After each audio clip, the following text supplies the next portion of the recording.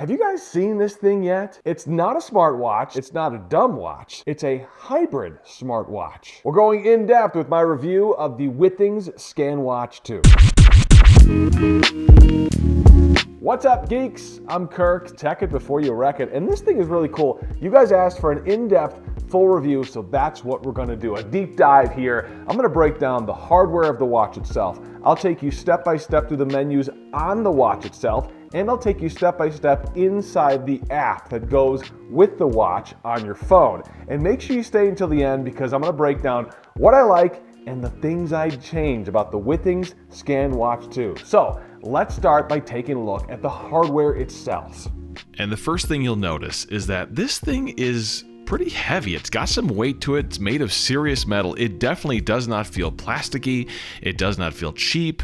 On the front, you've got the watch face, which standard watch hands.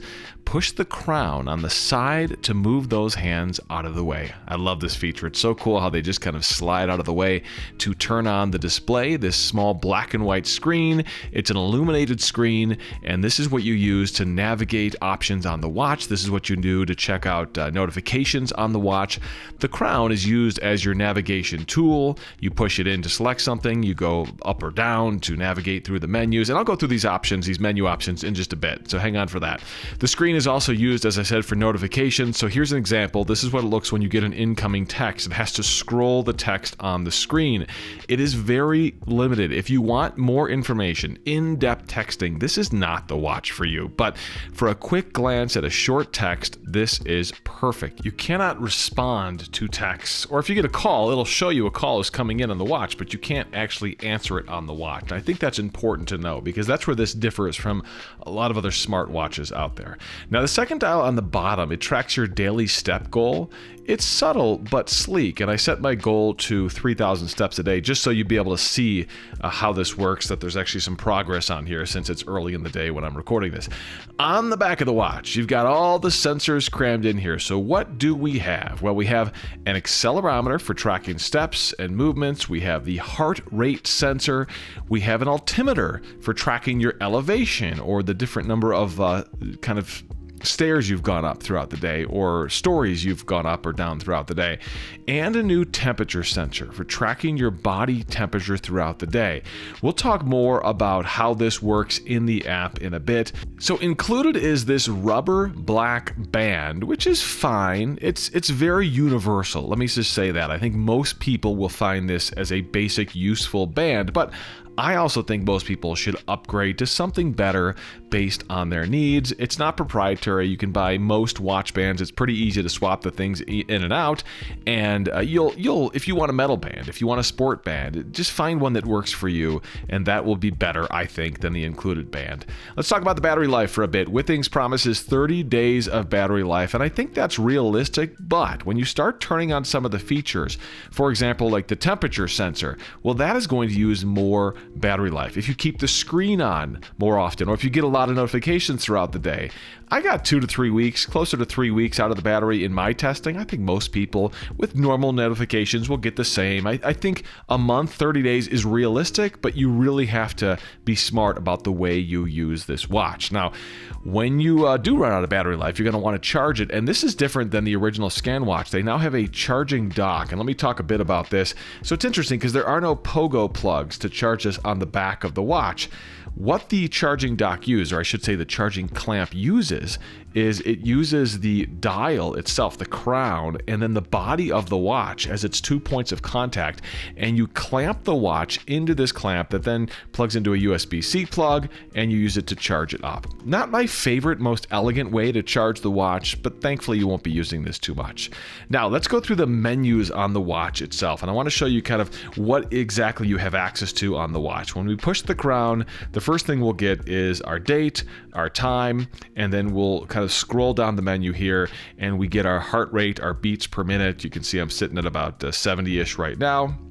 If I keep going down, it's going to show my temperature variation on the watch itself as well. Let me go back for a second. If I go to the beats per minute and I hold down the button on the side of the watch, it's going to allow me to more accurately track my heart rate using the sensor. It's going to give you about a 30-second countdown. You've got to push the watch against the skin of your wrist, and it'll take a more accurate recording. It'll save this information into the app. You can actually share this information with your doctor, which I think is very cool, to be able to export a PDF file of this information to share with medical professionals. You know, that's one of those things, that's where this watch really differs from other smartwatches. It's focused on health and even going that extra level, that extra step of letting you share that information with the people that need it. Okay, back to the menu. You keep going. You've got your number of steps. I've taken 312 so far today. Again, that's indicated by the dial on the face of the watch as well.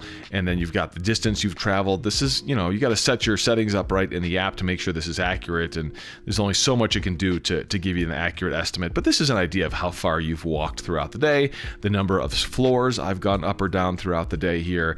And then you've got your workout menu. This will take you into, if you want to do a workout and track it, you've got swimming, cycling, walking, indoor running, other. So you've got some options in here, and you can set that up right in the watch. You don't have to use the app. And then we get to the ECG, and this again is that more accurate tracking. This is where you push your watch against your wrist, and then you got to wait about 30 seconds. And this is your echocardiogram. And you can see it on the screen. This isn't a dummy animation. This is actually the echocardiogram that it's recording for you right now. And what's cool is it'll save this information to the app. You can then export that information on the app as a PDF file and send it over to your doctor, which I think is super cool. This is where you kind of get a big difference between the Withings devices and a different kind of smartwatch, because this is health focused for very, you know, serious, important health information.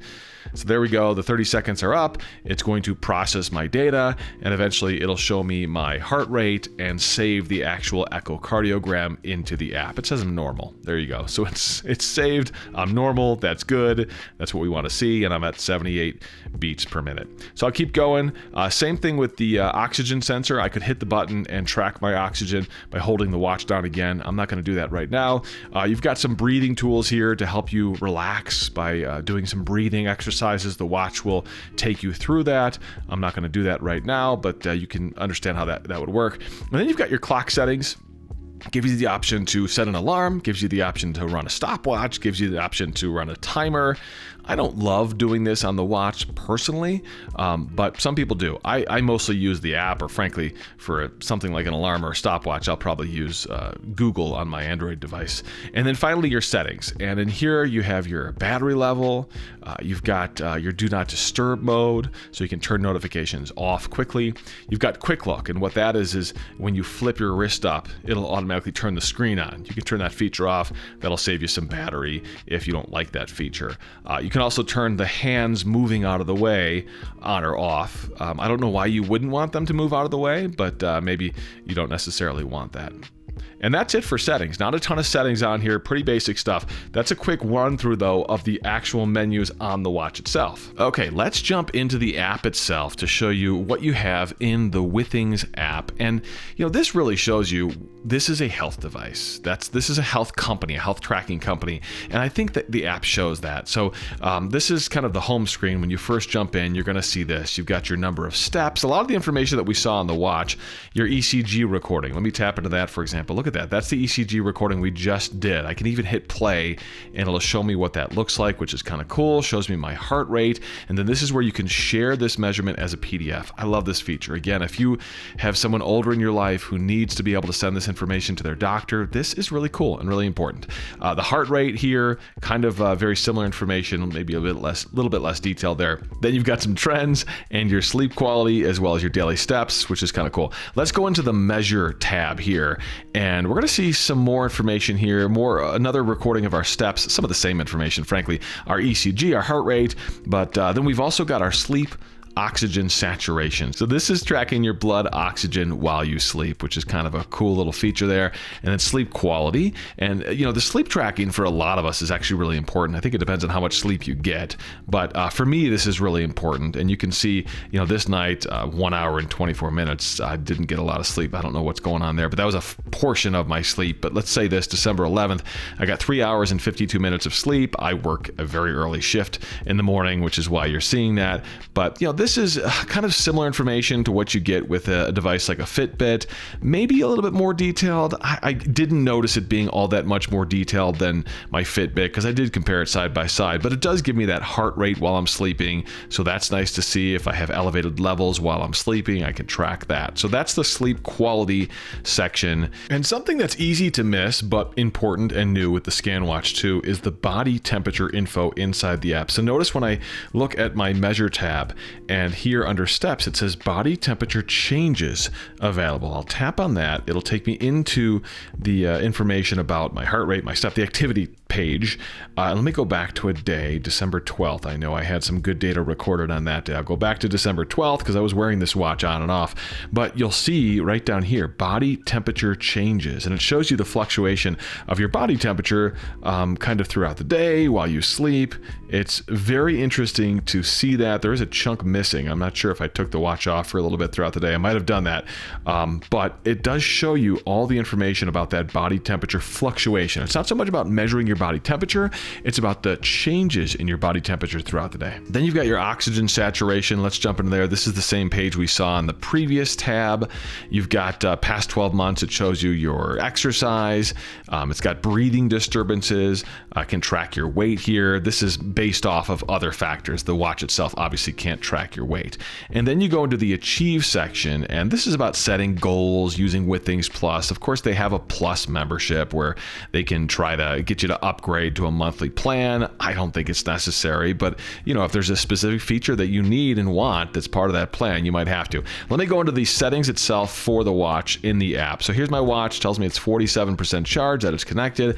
You can set up notifications. This isn't super complicated. The notifications page is actually pretty simple because notifications on the watch are pretty simple. So you can enable or disable notifications. You can enable, disable incoming calls and messages as well. And then you can turn on notifications for specific apps. So you see, I don't really have many apps set up to notify me because on this type of a watch with the limited screen, you're not going to want a lot of apps to be sending you notifications. And then you've got an option to turn on an alarm. Again, I think it's easier to do it on here than in the watch itself. And then you can go into settings and you've got kind of your basic settings, setting the time, again, an upcoming alarm. If you long press the crown, what do you get? Well, this takes it to the oxygen level measurement. Do you want quick look on or off? You can change your brightness of the screen. You can customize the screens themselves in the menu. I showed you the menu, but you can change that. Also, the health features. What wrist are you wearing your watch on? Do you want it to monitor your oxygen while you're sleeping? You could turn that off and save some battery. Your high and low resting heart rate, your respiratory scan, your activity reminder. Do you want that? I hate that. I know how active or not active I am. I don't need that. Maybe some people do. You can change your daily step goal. You can customize workouts in here based on the different workouts that you use. I mean, look how many options there are. Dancing, football, golf, handball, hiking, hockey, cycling. Again, you won't see this many options with some other watches, so it's nice to see so many different options. You can turn on or off automatic activity detection, so it can detect if you're walking, if you're running, if you're cycling, you're swimming. If you don't want it to automatically detect that, then you can turn that off. And that's sort of it for the settings. You can disconnect this watch from the app. We'll go back out of here, and that's a quick run through of all the options inside the app itself. So let me give you some final thoughts here. If you love the Scanwatch 1, you'll love the Scanwatch 2 because it is, frankly, very, very similar with a few sensors and some minor changes, enough of an upgrade for some people who maybe have had the watch for 2 or 3 years. Check out my video showing the variation between the two watches. I put them side by side, so that's helpful if you already have the Watch 1 and you're thinking about upgrading. I love how minimal this watch is, how high-end it looks. It looks like a real high-end old-school watch, although it has smart features built in. It's definitely not a cheap smartwatch, doesn't feel like it, but you should know this is a watch first, it's a health tracker second, and it's a smartwatch third. That's important to know because it's also a con for some people. If you want full-blown notifications, apps, a lot of texting on your wrist, this is not for you. The Withings app, as I just showed you, is pretty solid. I think it does enough. These guys clearly know health stats and health tracking. That's the focus of the app. There are a couple of things that change. Most importantly, the charger. It's my biggest gripe. They changed it with this watch, and while I love the idea of not using pogo plugs on the back, I think that's cool and smart, the clamp charger feels clunky. Thankfully, you're not going to need the charger very often because you only charge this thing every 20 or 30 days, but it's not nearly as elegant as the watch itself. A magnetic charger that clamped to the back of the watch with magnets would be so much better. And again, know what you're getting. This is not a smartwatch first, and if that's your focus, you should go with an Apple Watch, a Pixel Watch, or a Samsung Watch, or even a Fitbit watch. But this is not focused on being a smartwatch. It's a watch, it's a health tracking device, and then it's a smartwatch. And frankly, the huge advantage with that is that you get 20, 30 days on a charge instead of 24 to 48 hours like you get with most smartwatches. I think that's a game changer here. I think that's a huge deal for a lot of people. Wow, you made it all the way to the end. Congratulations. And we have more videos if you're interested in the Scanwatch 2, including a video that I did unboxing the Scanwatch 2 and a video that is a side-by-side of the Scanwatch 2 next to the Scanwatch 1. I take a close look at all the differences, and make sure you subscribe to the channel. It helps us grow here on Tech It Before You Wreck It. I'm Kirk.